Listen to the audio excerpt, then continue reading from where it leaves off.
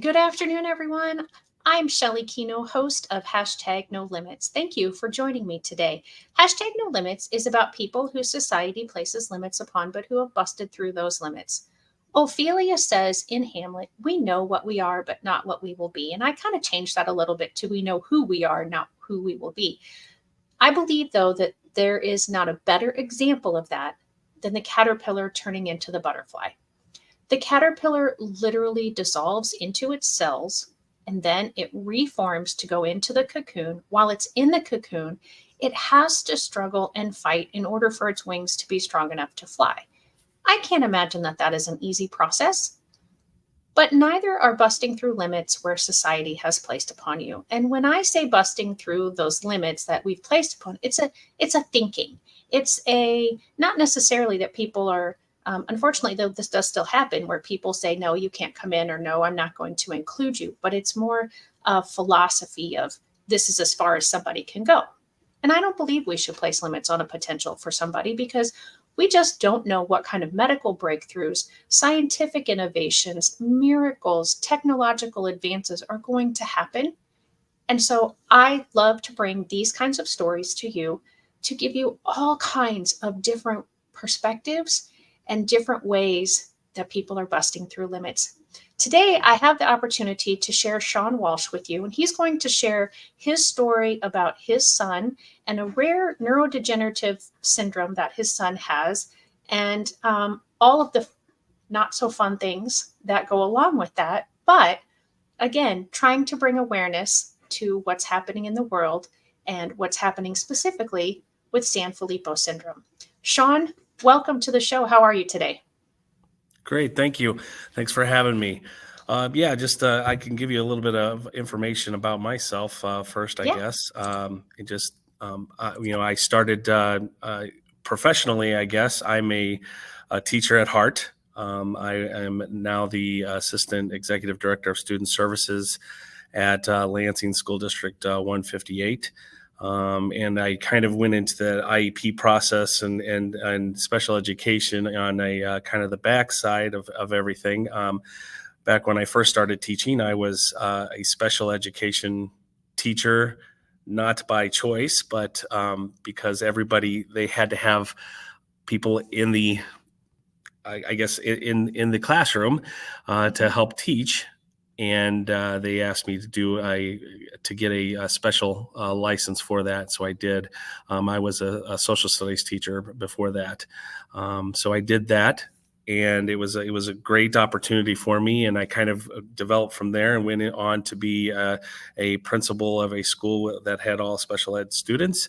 And then we ended up moving to Illinois here because I was in Philadelphia at the time, Oh, and so we moved to Illinois. I was the dean of students, and then I started out as the associate principal at here in Lansing School District 158, and then kind of moved up from there, and it kind of went full circle into everything. And in August of 2022, I ended up being the assistant executive director of student services, and that September is when Cannon, my youngest, was diagnosed with Sanfilippo syndrome. And we had a feeling that something was going on and something was off throughout the whole time. And that was a big issue that we had with him. He was failing, all the tests that he could do, everything that he was, all the stepping stones that he had. He was not having those opportunities to do that, to do what other kids were doing. He was essentially kicked out of his preschool because of oh, his I guess outbursts that he was having, and it was just too much for him. A lot of things. We ended up, we were very desperate to see what we could do in order to help him out.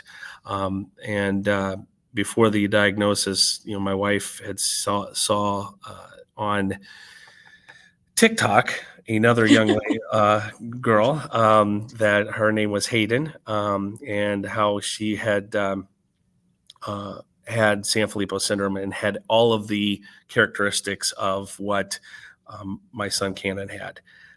And she was the one that essentially pushed the doctors, where the doctors were saying, no, this is not what he has, and he just needs some time to develop and everything. And he's like, no, this is, my wife had that instinct, and she said that, this is, that motherly instinct is Right. true.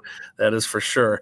And they ended up diagnosing him finally after the genetics test of Sanfilippo Syndrome. And what it is basically his heparan sulfate levels will eventually kind of take over his whole body. He'll start to lose his ability to walk. He'll lose his ability to talk, his ability to feed himself, and he'll eventually pass away if there's not a cure. At any point, the average life expectancy for someone of Cannon's stature, I guess, right now is maybe early teens. So he's 6 years old right now. So it's a it's a progressive disease, and it goes downhill real fast.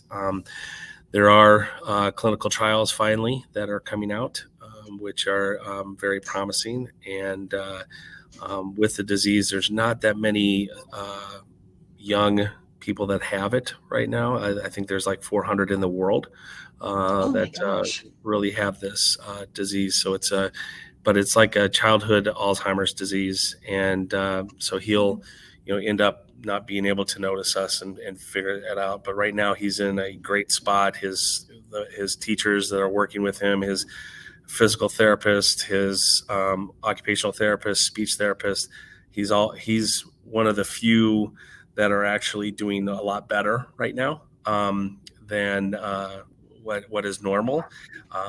So we have him on a couple of different experimental drugs too, as well, that kind of help with the brain swelling and everything else. So we have to give him a shot every night, just to give him, and that's like one of the most heart-wrenching things, because the shot does hurt, but it's used usually for rheumatoid arthritis. But we're even struggling to have the doctors or the insurance agencies, I should say, giving us the shot, because what they want kids with Sanfilippo syndrome to have 2 shots a day. But the FDA is, because it's for rheumatoid arthritis, they only give you 1 shot per day. So we have to kind of go through the hoops, and there's been some people have gotten the 2 shots and other people have not. It just depends on how we go about it. But our doctor has been pretty good as far as our geneticist getting us into that point. But with everything that's going on right now, there's a lot of things that are in place. There's a new enzyme treatment that is going to be coming out here soon, hopefully, that Cannon can get into the clinical trial. There's one at the University of North Carolina, the University of California in San Francisco, and then the one at University of Iowa. So we have some choices, hopefully, that we can get him into one of those trials, as long as everything is steady and he's not going to lose any of his abilities right now. By the end of January, hopefully that will happen. Wow. Okay. So holy cow.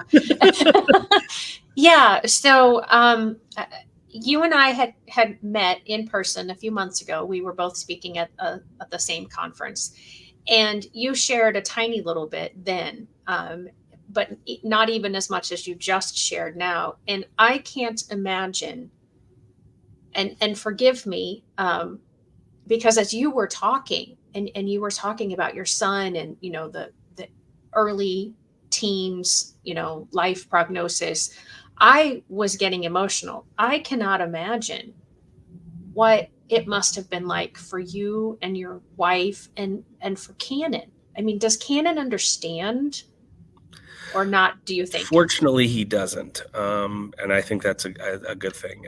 But his brothers and sisters do understand. And that's probably the biggest problem that we're having right now, is that one of the biggest things that, really caught my attention is that my daughter would say to my wife is, like, hey, you're not the only one going through this.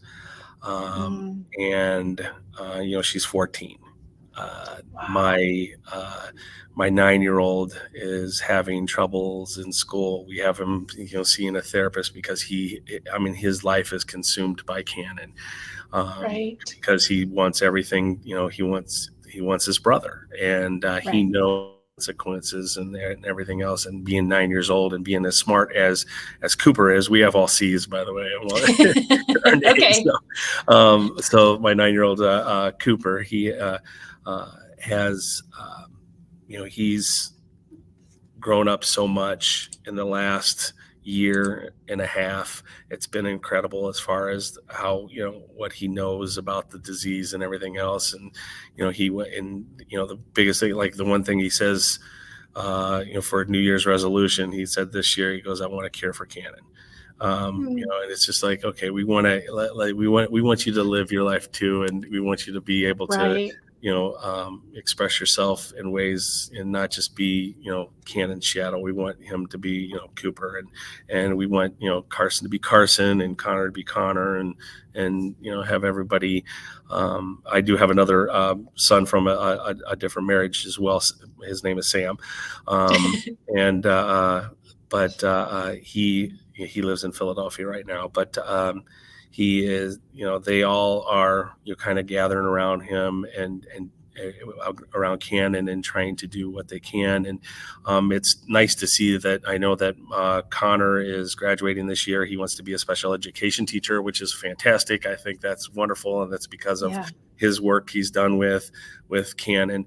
I think that my daughter wants to be, something in special education or a doctor field as well. Sam, my son in Philadelphia, he's a junior. He's going to want to do something here soon as well. So it's going to be, there's going to be a lot of things that are going to be, going on. And I know that my 9-year-old wants to be a geneticist. So I'm like, okay, that's great. That's Yeah. hopefully because he wants to find that cure. But Right. but it's defined our family, and that's been kind of the hardest thing as well, is that it, Canon has, it consumes us, a lot of things that we do. But we've had a lot of support from a lot of people, family, friends. My school district has supported us. Every November 16th is World Sanfilippo Syndrome Day, and that's one of those days that everybody in our school district wears purple, which Mm, is awesome. So it's one of those things that now we have other school districts that are doing it too across Illinois as well. So it's just with reaching out and talking to people about it, it's been wonderful. When we had talked briefly about what I was doing, just kind of spreading awareness in my talks that I was having with my superintendent here. Myself and Dr. Schilling, we would talk about, the IEP process and how we were, and even though I know a lot about the IEP process, I was overwhelmed as a parent coming into it and having it being my own. And I just, after my first meeting and my first initial evaluation of Canon and everything else, we sat down and I went home and I go, wow, that was intense. There was a lot of stuff going on.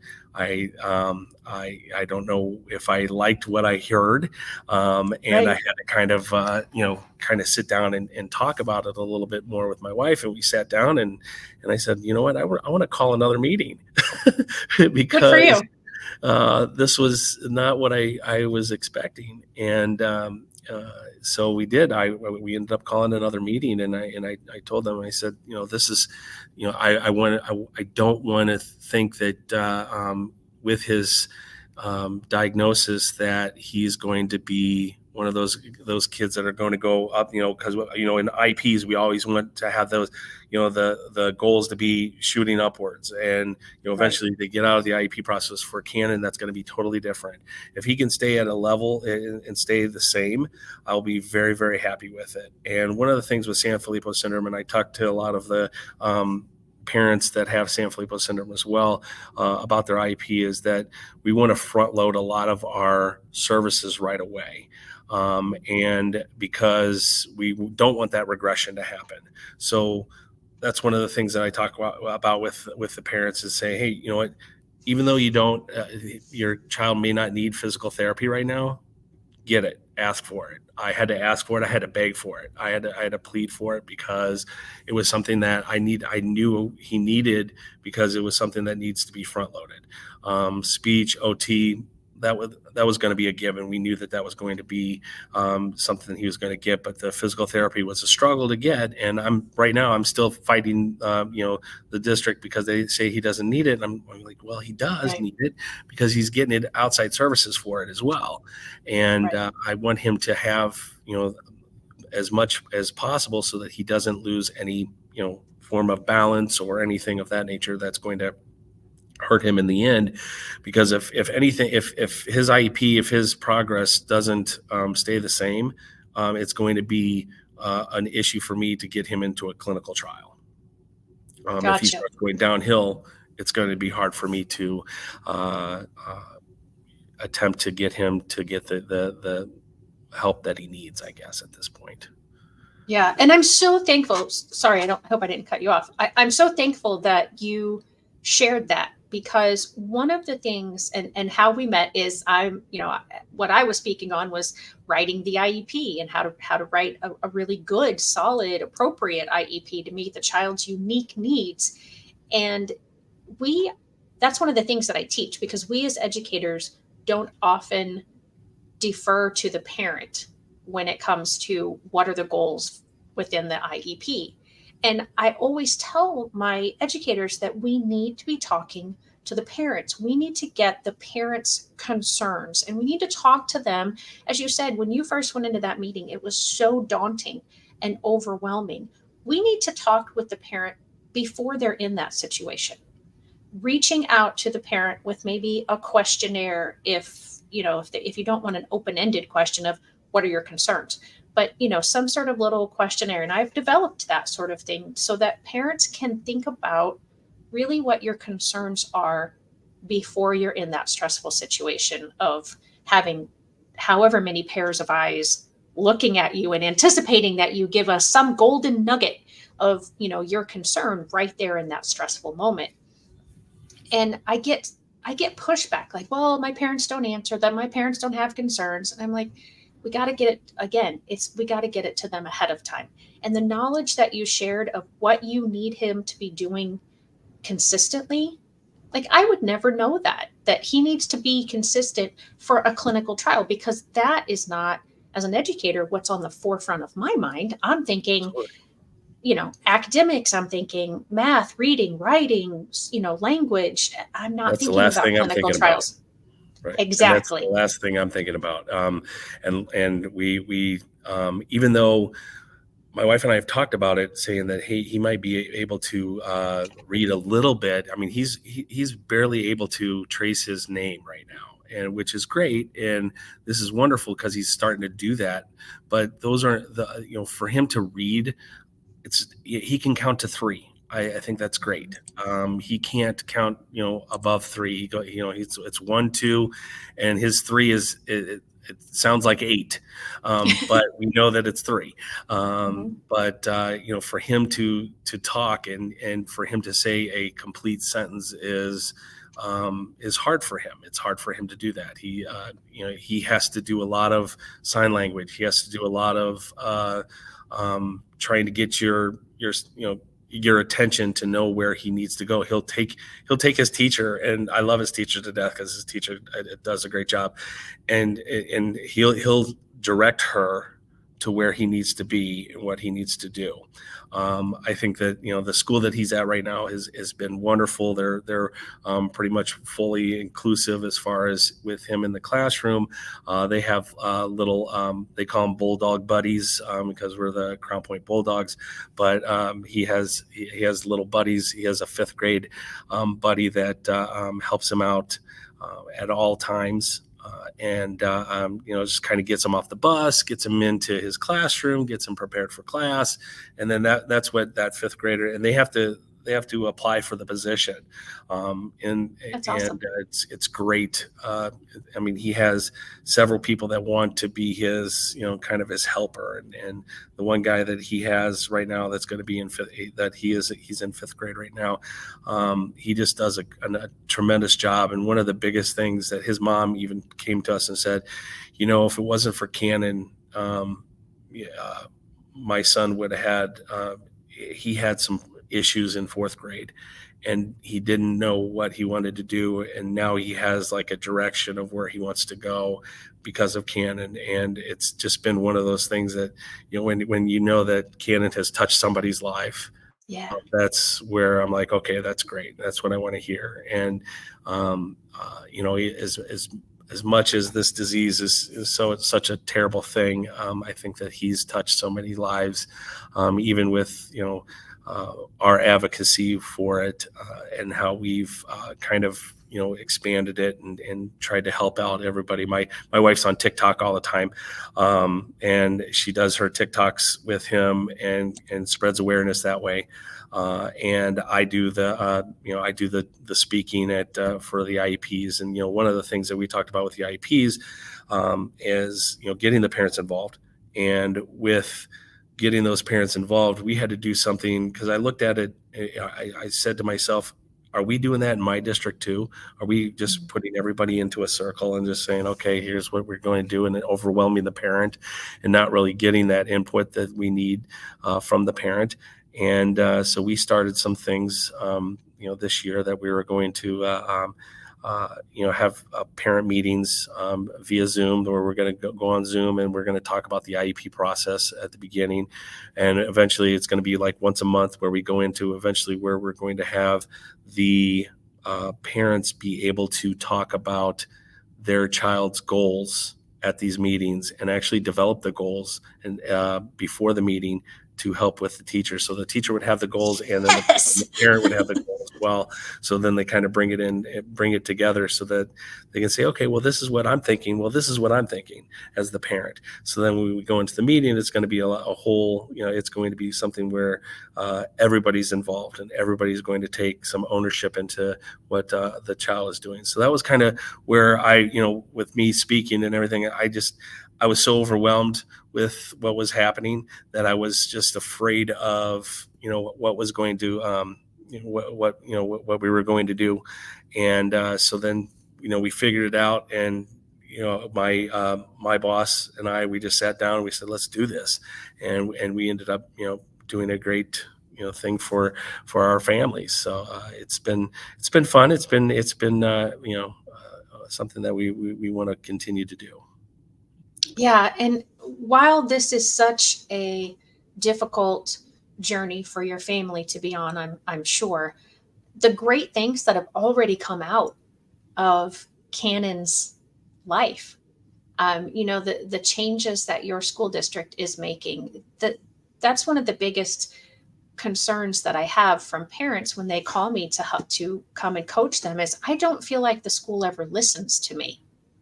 And to know now that you're developing something in your school, and hopefully, since you were talking about it here, other schools will pick up on the idea and develop something as well like that, because the parents are equal members of the IEP team. And so often, and I probably was guilty of this occasionally when I taught as well, that I didn't always treat them as an equal. I didn't truly always get equal input from them when developing their child's IEP.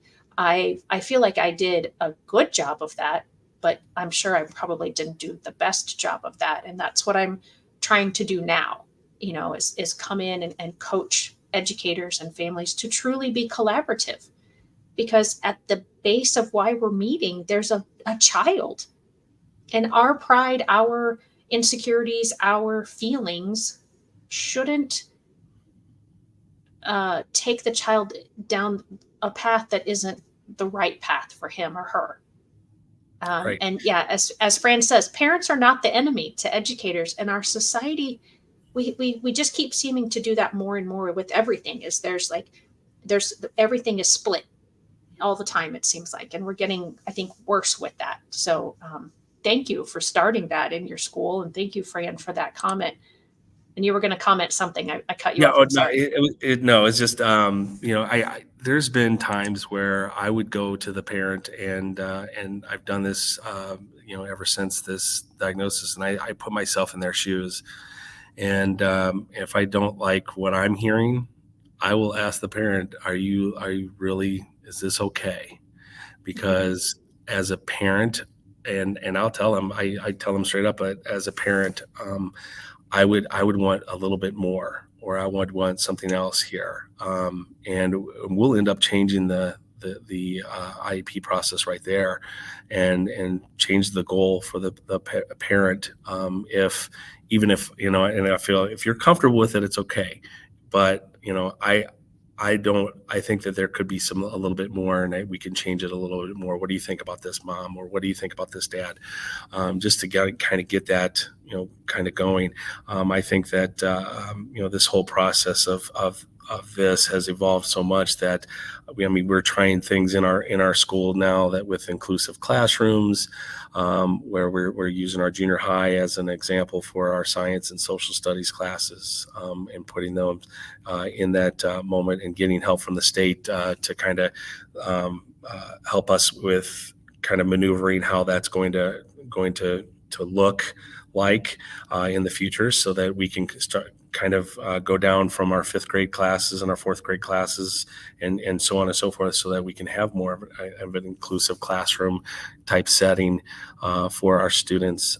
Because I think in your book, I think you say it a lot in your book that you have, is that just having that inclusive classroom, and having students that are involved more with other students, it just enhances their learning, and it really does. And you can see it, even with Cannon goes into a classroom and goes in about 20% of the time. He goes into classes and goes into a PE class, or goes into music, or goes into art, and with the regular education classroom.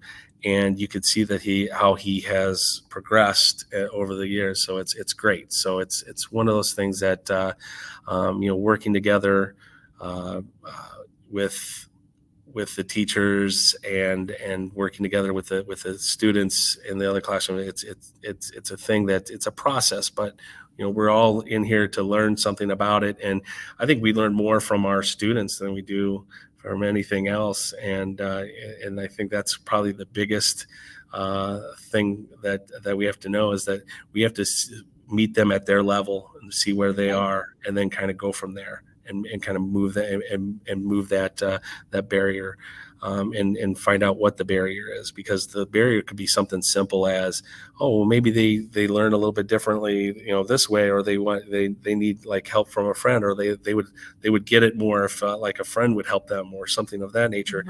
And not everybody needs an IEP, but everybody does need help. Right.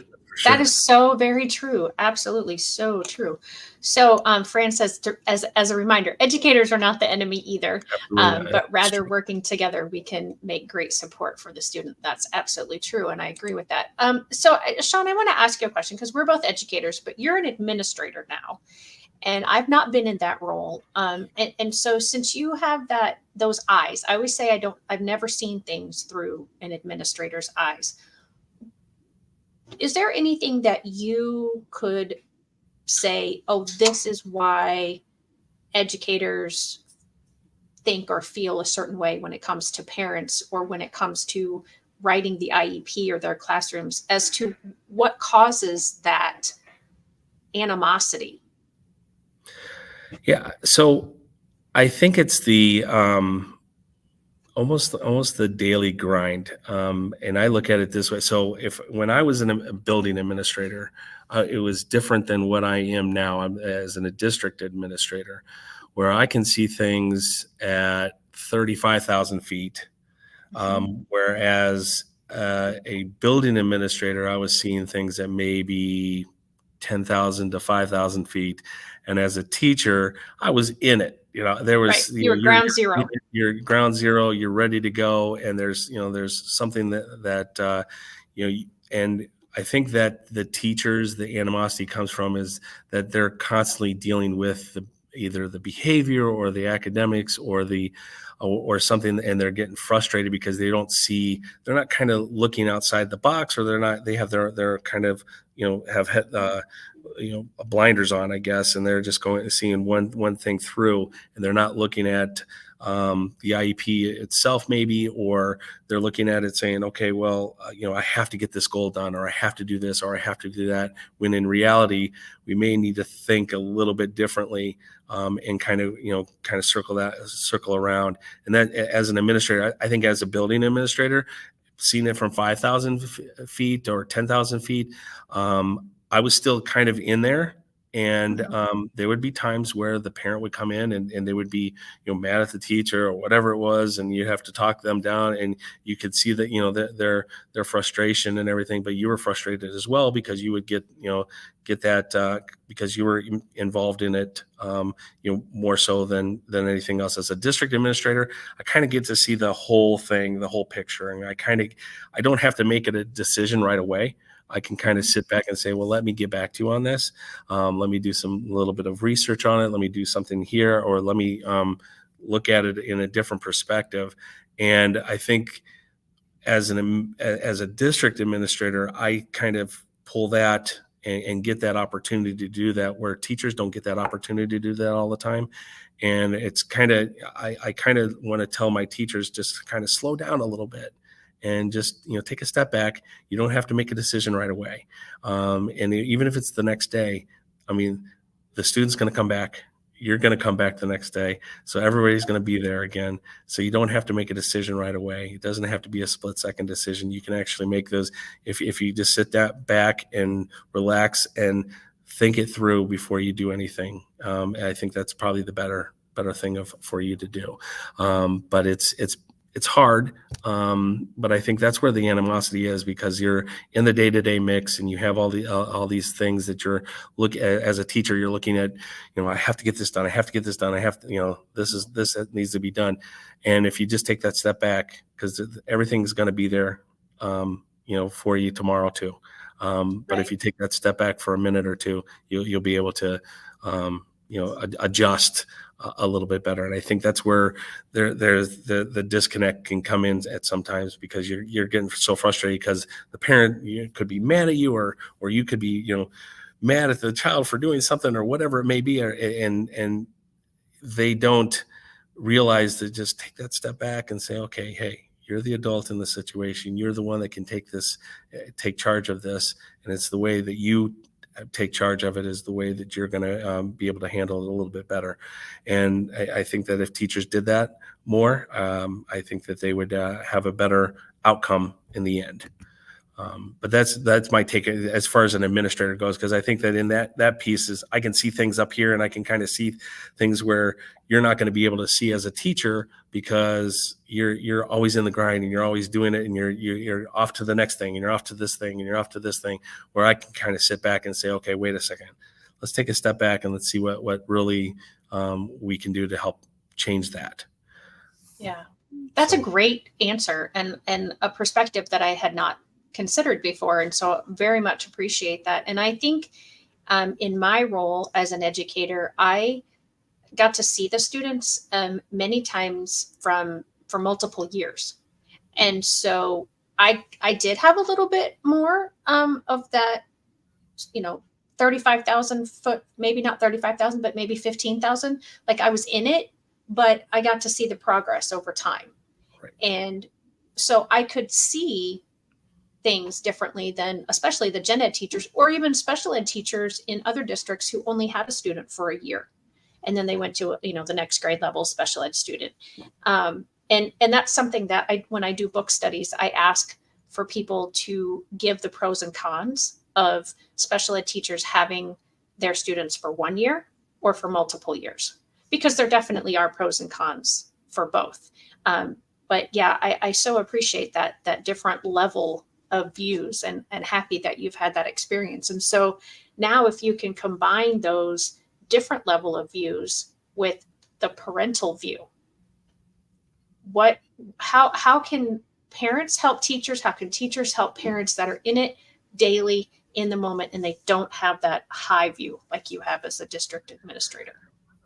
I, I, I think that it's all about relationships. To be honest with you, I think the teacher has to develop that relationship with the parent, and the parent has to accept that relationship. And I think that if once they have that bond, I mean, I can talk to my son's teacher today, and even though she's off, I could send her a message right now, and she'd answer it in a second, even though I know she's in Disney right now, running a marathon or whatever. But I could actually ask her, hey, this is what I'm thinking about with Canon, and she would answer me within probably a day or two, and just say, hey, yeah, this is great, great idea. Let's try it. And but it's that relationship that we've built, even in such a short time, because he's in kindergarten. So, I mean, this is it. But she's going to be Mrs. Zolp. I'm gonna just give her a shout out right now.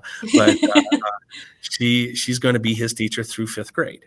Okay. And she knows that, and she wants to make sure that she's going to be developing him throughout the whole time. But we've developed the relationship right away, and it was so easy because of the way she had handled things. She came in, she asked questions. I gave her a worksheet that said, this is my child. At the beginning of the year, I said, I gave it to the nurse, and I gave it to his teacher, and I gave it to the principal. I said, this is Canon. This is what he has. He has this disease. We have to watch how he eats, because we have things chopped up. We have to have these things, and that was kind of the icebreaker right there. Was, as a parent, I gave that to the teacher, and the teacher was like, I didn't know anything about this. So she went home and did research on it, and she was like, oh my gosh, this is terrible, and this is I want to do more. So it was great to see that the teachers developing that relationship with you, and you have to be out there, and as a parent, you have to go out there and give yourself up and be vulnerable too as well. Because I don't know it all. I don't, and I think that Canon's doing a great job, and I think the teachers have their own way of handling Canon, and I have my own way of handling Canon, and my wife has a different way of handling Canon. And do I get frustrated sometimes? Absolutely. Sure. Does my wife get frustrated? Absolutely. Does the teacher get frustrated? Absolutely.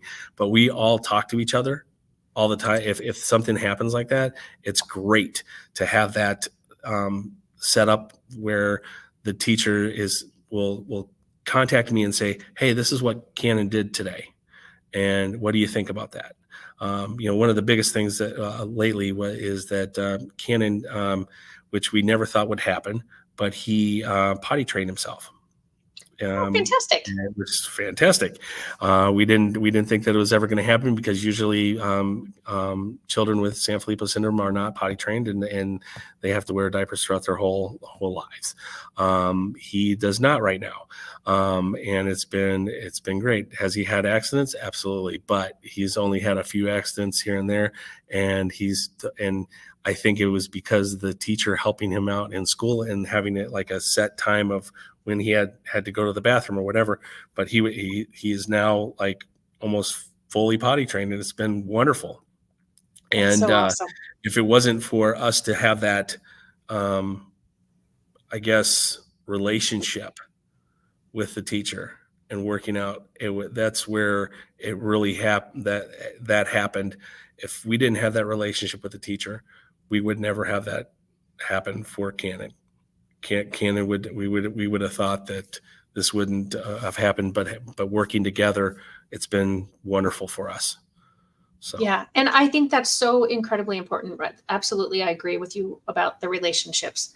The relationships. I to this day, I haven't taught several of my students for a decade or more, and I'm still in contact and still connected, via Facebook or text messaging every once in a while, or I run into them in the community, and it's such a joyful thing because we were able to develop those relationships. And as I said, I had most of my students for several years, but even students that for whatever reason I did only have for 1 year or even just a semester, I I tried to do that, because, as we mentioned a little while ago, your priorities are not always going to be the same as mine.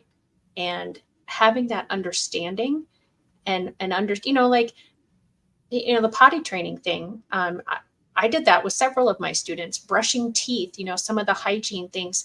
And I think what I want to say here is, even if your child isn't as complex as what Canon or some of the students that I just mentioned are, it's still important, and tell me if you disagree or not with this, for the parents of children who learn differently to talk with their teachers, their child's teachers, and have those relationships. Because again, even though it might not be life skills like potty training or teeth brushing or brushing their hair or getting dressed or whatever, if it's just more academics, where the child's going in life, we still need to have that input, because the parents, again, the priorities just might be different. So do you recommend? I do. I do, because it is so important, because I always have parents reaching out to me and asking me, hey, my child is not doing well in math, or not doing well in, English, or whatever it may be. And we try to at least give some supports.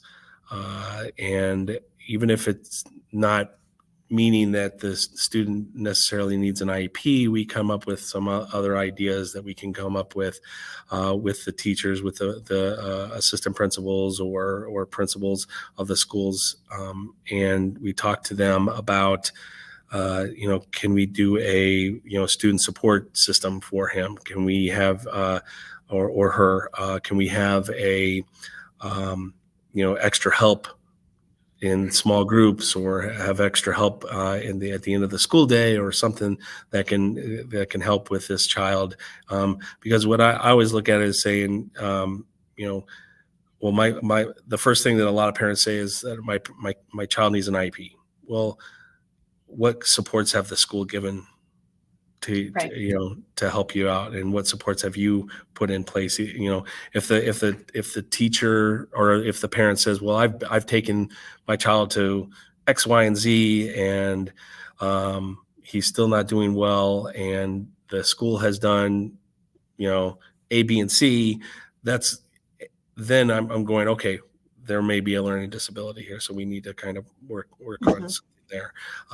But in reality, if you're not making a teacher aware as a parent of your concerns, you're doing a disservice to your child too, I think.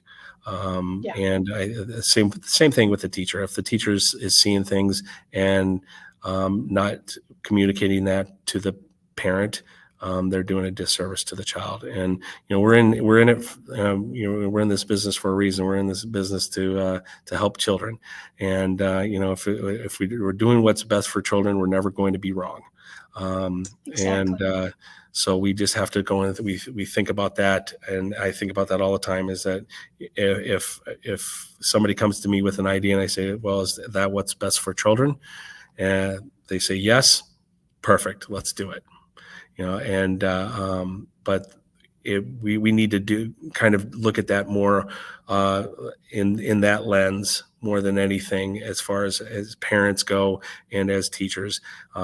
If we're not talking to each other, and we're still not doing what is best for the child, it's going to hurt the child in the end, and we don't want to do that. Right. Exactly. Yeah, exactly. We get, like I said, I think our pride gets in the way, or fear, or that lens of, I'm in it in the trenches every day, and we forget that, oh, by the way, there's this child.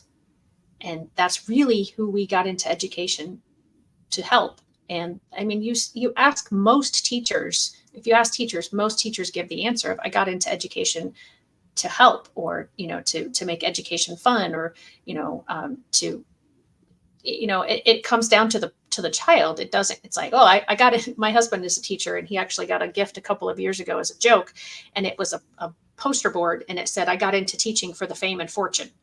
Nobody goes into teaching Right. for the fame and fortune. So, Absolutely. and so just remembering, like, we went into this knowing We weren't going to make a lot of money, but we were going to change the world because of how we were educating the people that were gifted to us every day in our classrooms. But you think about it too, is that you actually are famous because you go in there and if you go into the store and a child comes It's up to you and says, "Hey, you've changed my life," or "You've done this," yes, um, that's probably the best feeling in the world. For it's true. me, I think that's one of that's better than any fame and fortune ever. Is that when a child comes up and says, "You know what, you've impacted me in some way, shape, or form." That's I love it, and if I could do that more and more to as many children as possible, I would do it. Again and again and again. I don't like you said. We don't need the money. It's not that we're not in it for the money. We're in it for helping helping the children out. Yeah. We as educators have the most important and best job in the world because we truly are shaping the future and guiding it. And, we're raising the next innovators and scientists and medical professionals. And our job is overwhelmingly beautiful and scary at the same time when you Absolutely. really think about all that really rests upon the shoulders of educators. So I want to bring up the website, Okay. the Cure Sanfilippo Foundation. And the first part that I am going to bring up is the part where your son is. So you want to go ahead and talk about this a little bit?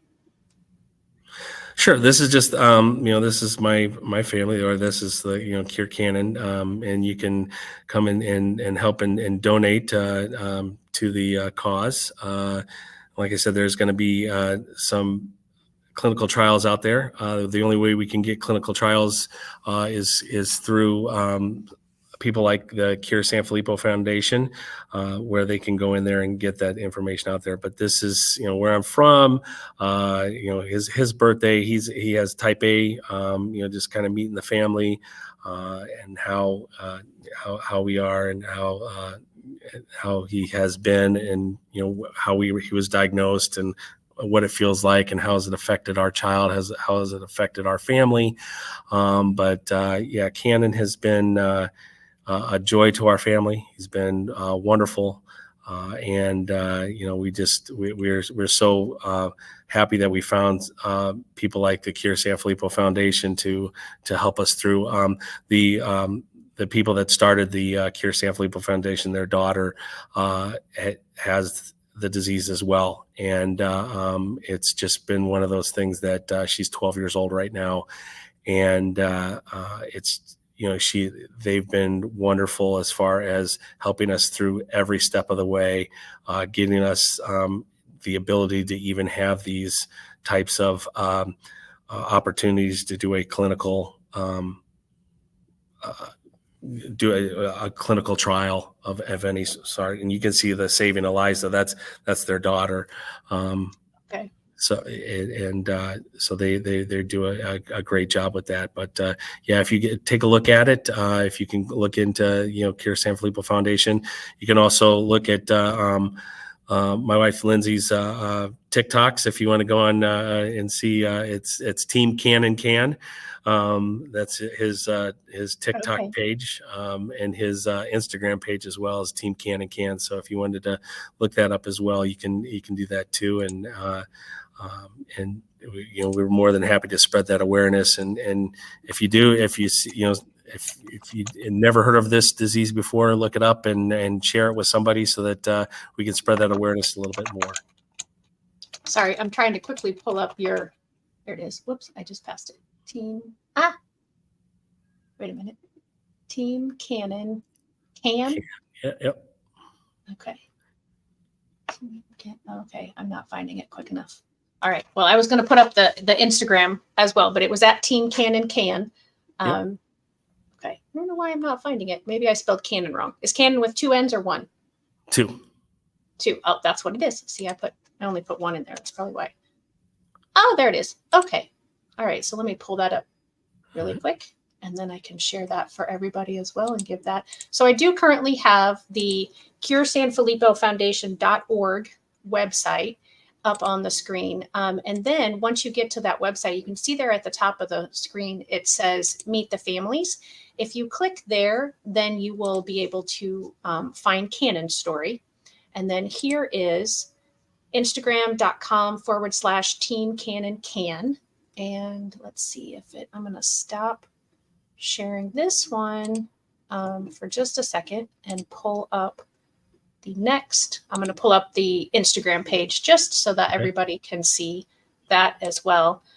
So we didn't really talk about too much, what it was like when you first got the diagnosis for him, and how that. And I love this. I was born with the potential to do anything, and so.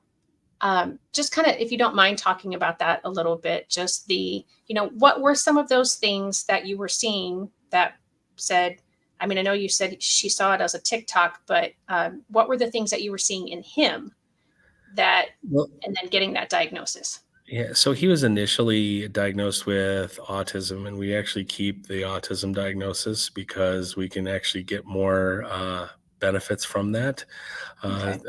Because the insurance agencies recognize autism more than Sanfilippo Syndrome. So to get him his physical therapy and his OT and his PT, it has to be under the autism diagnosis, which is kind of crazy, but it is what it is. But so he was initially diagnosed with that, even though we saw that there was the autism diagnosis really wasn't there for him with he has great eye contact. He doesn't, he does, space off here and there, but it's not where it's, where, autism is, where you normally diagnose a person with that. Sanfilippo syndrome, they have coarse hair. He has very coarse hair to the point where it's hard to manage, and you just don't have that. They have really bushy eyebrows. They have like a pinched nose a little bit. They have they have a lot of characteristics that they use that are very autism-like. He walks on his tippy toes a lot. He does a lot of different movements, but his delayed speech was very bad. He got chronic earaches almost all the time. He had to have his the adenoids out or whatever, and had to have his he had to have all sorts of, because he would have all sorts of issues with his ears and his throat and everything else. And it was just, it was an ongoing issue where he would have, constant earaches, and we had to get tubes in his ears twice. And everybody said, well, that's what's causing him not to talk, is that he can't hear because everything is all muffled. Okay, well, it didn't happen that way. We thought that Right. that would cure everything, but that didn't happen. He had sleep apnea. That's why his adenoids were out. That's why I'm saying, okay. And so he had severe sleep apnea, and now he doesn't have that as much, but which is great. So that we would constantly be up at night checking him, because we'd think that he was not breathing or whatever it may be, and it was just because that's how the syndrome kind of works. So all these things that were coming into play, that's how we kind of felt like we needed to go a little bit further. It was going to take a year almost to get him looked at for Lurie Children's Hospital. And we ended up getting him in Riley's in Indiana, in Indianapolis. And we had a Zoom, and that's how they looked at him. And they said, yeah, he has a genetics. There's something, genetically wrong. We need to get him tested. So when we got him tested, that's when we found out that he had the Sanfilippo syndrome. And that's where it kind of went from there. So then we started seeing more rare disease specialists. And then we got him we started advocating for him right away. We got into the newspaper a couple of times, and when we got into the newspaper for his disease, that's when we got into Lurie's, because of somebody that was a patient there, and their child had a Hunter syndrome, and said that their geneticist is one of the leading specialists in MPS3, which is what he has. I couldn't tell you the whole name of it because it's very long. But I can get. She said to my wife, I can get you in, and I have her personal number. And we called up the doctor, and the doctor said right away, get him in. I'll see him. And we got him in the next month, and we've seen her ever since. She's been wonderful. The team at Lurie's has been wonderful. But it would have taken us a year to get in there, because, and one of the things that we kept advocating about was, if you knew that your child has the potential of possibly dying, and you're not getting to see him, right away, how does that feel, as a parent? And we were telling the doctors that this is just not, because we knew something was wrong, and we wanted to get something diagnosed right away. So once we found out, how to do that, we just advocated. And, if I can say anything to any parent out there, is just advocate for your child. If you think that there's something wrong, go and try to get, and if somebody says no to you, go to somebody else. If you still think there's something wrong, you just have to keep going. Yeah. And I'm glad that you brought that back up, because I was going to bring that, because you had mentioned that earlier, that your wife just kept saying, no, this isn't right. There is something else. Something else is going. And I hear that so often when I have these kinds of conversations with parents. And so absolutely that intuition, mama gut, daddy gut, whatever you want to call it. If that is telling you that what you're hearing is not the right answer, it doesn't matter if everybody thinks you're crazy. Just keep asking. Again, as I mentioned before, the whole idea for this #NoLimits is, we don't know what kind of medical advances there are going to be.